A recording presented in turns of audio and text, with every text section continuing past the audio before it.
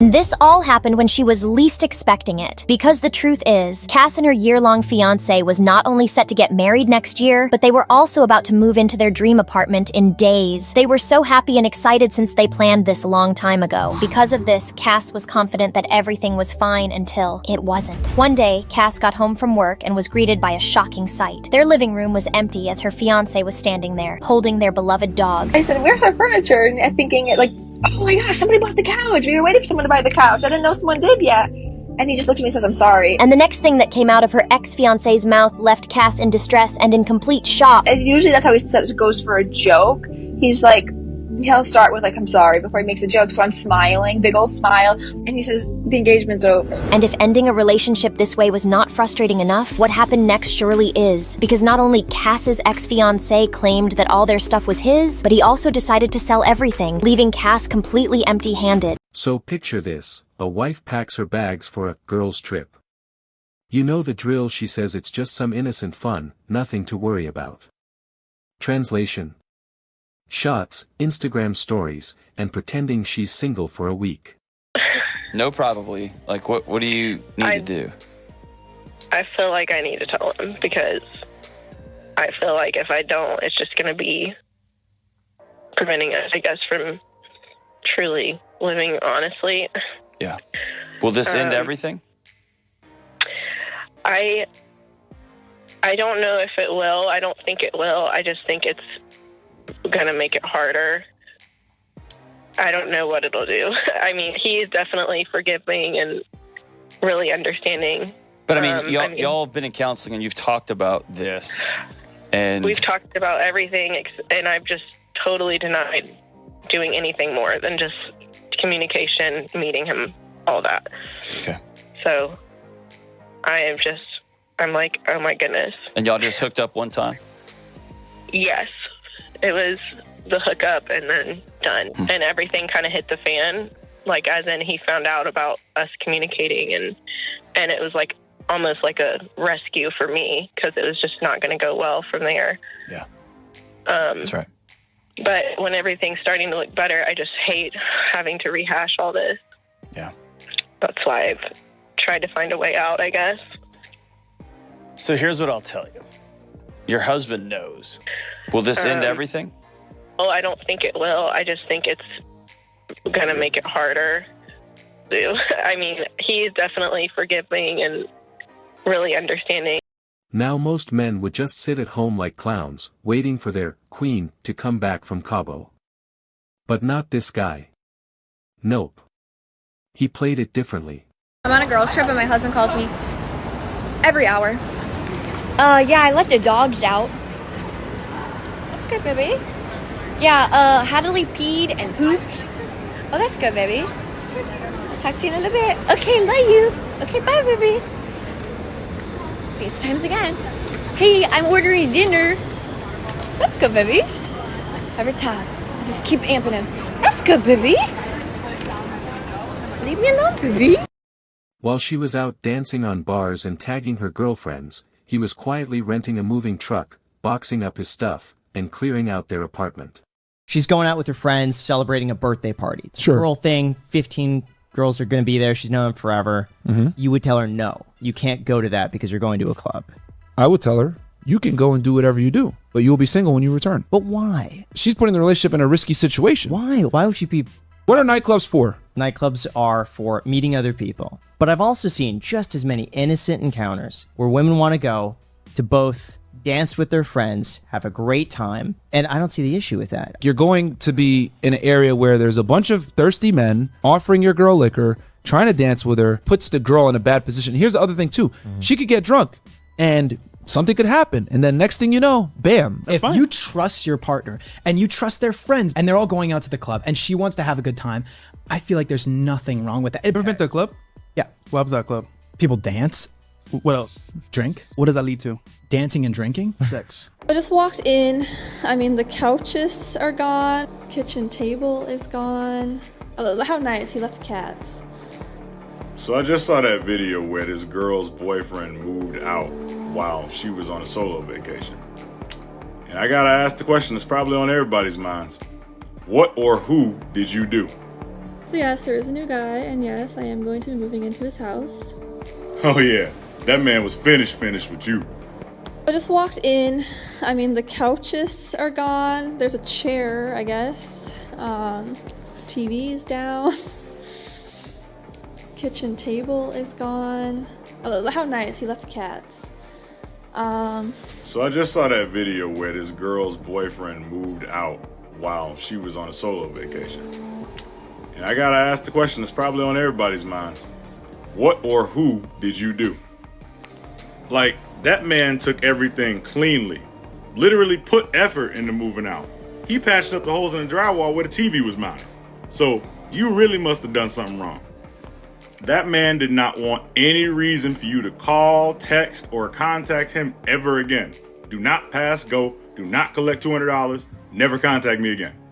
She thought she was coming home to a man with flowers. Instead, she came home to an empty apartment. No furniture. No clothes. No husband. Just echoes and regret. He caught his girlfriend cheating while they were on vacation. This guy took his girlfriend on vacation but noticed she was spending a lot of time on her phone. It turned out that she was seeing another guy. Instead of angrily confronting her about it, he decides to go about it in a different way. You wanted to talk, we're talking, and I'm talking calmly with you. You're going home, that's it. That's it. There's not much to talk about. He remained calm throughout the whole situation and was able to keep his cool, even when his ex had the audacity to plead to stay on vacation with him. Sorry, please, no. This is what's gonna happen. Look, I get it, look. He just wants her gone and even offers to pay for her flight home. You pack your things, I'm gonna take you to the airport. I'm gonna even get you a flight, bruh. Just clarify some details for you guys so that there's less confusion. So basically, the ex that moved out, him and I broke up literally 7 months ago. We just continued to live together because we were both on the lease and neither of us wanted to leave. So no, I did not go on vacation without my spouse, or I did not go on vacation to cheat, nothing like that. I literally went on vacation to visit my family. My ex and I were already broken up. I did know he was moving out, but he was supposed to be moving out after I had gotten back. He just decided to move out early. So no, cheating was not the reason for the breakup. We broke up because I'm kind of toxic, I'm kind of controlling.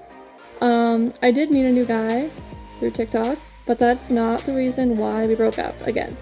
So yes, there is a new guy, and yes, I am going to be moving into his house. And then for everyone that's been either messaging or commenting saying take the D out of your bio, or is the D for your truck? No, the D is not for the Denali. The tattoo, the D was not for the Denali. The D is solely because the new guy's name is Dayton, so it's... And of course, the meltdown was immediate. She hops online, full of tears, screaming. He blindsided me. Who does this to their wife? Well, maybe a man who's tired of being plan B while you're out living like a single college girl. Maybe a man who finally realized he doesn't have to fund your lifestyle while you find yourself on girls' trips. Because you're being real hostile. You was being hostile because your cousins is here. It is a girls' trip, and she keeps saying I brought, but I brought my man came to see me the last night at our Airbnb. What you mean you on my account? Do you know our account is free? It was for you. They were his friends. They came. That's the problem. But she keeps saying she's not hostile. But you're hostile. Why can't my nigga be here on my last night? He's not bothering you. And this is what I mean by hostile. I came here with her cousins, and now she acting weird because she want an audience. But they're supposed to be my friends. These supposed to be my friends. Really? Now. Because let's be real, girls' trips aren't about sightseeing. They're about seeing how far your ring finger can stretch when the bartender starts buying shots. And guys know it. I got a story time for y'all. Buckle the up. And yes, I have permission to tell this story. So I'm at work the other day and one of my friends hit me up, called me 3 times in a row, but I was busy. Soon as I got free, I called him back. It's a dude I went to high school with. I known him for years. I call him back and I say, bro, what's good? You all right? You hit me up 3 times. He said, yeah, bro, I got a little dilemma. I say, cool, bro, what's the issue? Talk to me.